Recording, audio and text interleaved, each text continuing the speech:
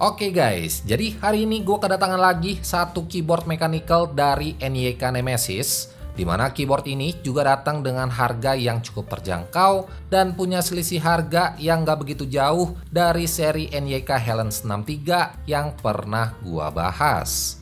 Nah, kalau si NYK Helens kemarin dia itu ada di kisaran 200 ribuan, sedangkan buat si NYK Nemesis Loki ini dia bakalan dibanderol cuma sekitar 300 ribuan aja. Oh iya, buat si keyboardnya sendiri, NYK juga udah sediain dua pilihan warna, yaitu light shadow dan dark shadow, yang menurut gua dari kedua varian warna barusan, secara colorway-nya lebih bagus yang dark shadow, dan secara looks-nya juga lebih kelihatan elegan ketimbang sama light shadow-nya tadi. Nah, tapi ini cuman masalah selera gua aja, yang nantinya kalian tetap bisa pilih sesuai sama setup kalian masing-masing. Oke, kalau buat urusan kelengkapannya sendiri, di sini hampir sama aja kayak kebanyakan keyboard NYK yang sebelumnya. Dimana yang pertama, kalian bakalan dapetin satu unit keyboard NYK Loki-nya, terus satu kabel USB-C buat urusan charging dan mode wired-nya nanti. Ada satu keycap spooler dan switch puller, dan yang terakhir di sini kalian bakalan dapetin satu kertas petunjuk manual dan satu kartu garansinya juga. Well, secara ukurannya keyboard ini datang dengan layout keyboard 68%, punya 68 keys buat keseluruhan tombol yang dipakai, ngebuat si NYK Loki ini tetap punya ukuran yang tergolong compact. Nah, buat dimensinya sendiri juga cuman ada di 31 x 10 x 3 cm aja, dimana buat keyboard dengan layout 68% ini emang paling banyak peminatnya, karena selain ukurannya yang ringkas dan juga compact, dia masih sediain dedicated row juga yang secara fungsi jauh lebih praktis ketimbang harus pakai kombinasi keys. Oh iya, buat urusan build quality-nya sendiri, di sini menurut gua keyboard ini juga udah tergolong solid. Material plastik ABS yang dipakai di sini berasa tebal dan gak gampang flex juga. Jadi secara build-nya ini udah oke banget buat keyboard di range harga segini. Oke, secara detail keyboard ini punya looks yang emang kelihatan cakep banget. Apalagi keyboard ini juga pakai keycaps dengan profile DSA, yang kebanyakan keyboard di harga segini biasanya cuman pakai profil OM aja, dan secara tampilan ini juga jauh kelihatan lebih bagus kalau kalian bandingin sama kebanyakan keyboard di range harga yang sama. Nah, selain itu buat di bagian bawah sini ada 4 buah rubber feet tanpa adjustable stand, yang menurut gua tingkat kemiringannya juga udah tergolong pas. Jadi tanpa ada tambahan adjustable standnya lagi, posisi ngetik di keyboard ini udah lumayan enak dan gak bikin tangan kalian jadi gampang pegel. Well, kalau buat urusan fitur-fitur yang ditawarin, menurut gua si NYK Loki ini juga udah termasuk oke. Mulai dari koneksinya yang udah triple koneksi, yaitu dongle, bluetooth, dan juga wired.